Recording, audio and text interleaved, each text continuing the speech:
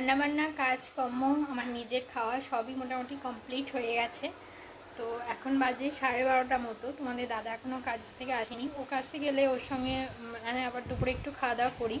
তো যাই হোক, স্নান করেও যখন খাই ওর সঙ্গে খাই, আমি আপাতত খাই, আমার খিদে পেলে আমি খেয়ে নিই। আর প্রচণ্ড ঝোড়ো হাওয়া দিচ্ছে আর তার সাথে মেঘও করেছে।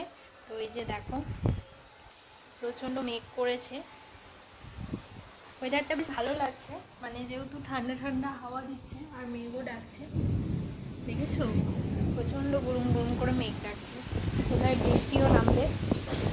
তো চলো তোমাদেরকে একটু দেখাই।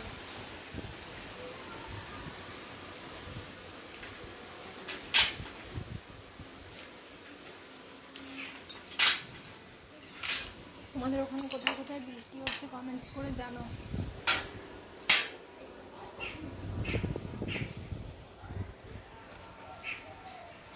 তাই দেখো, প্রচুর মেঘ পড়েছে।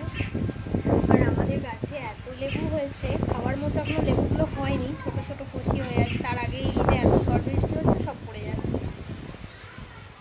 দেখা যাক কি আর হবে, প্রকৃতির ওপর তো কারোর হাত নেই। চলো সবাইকে এখন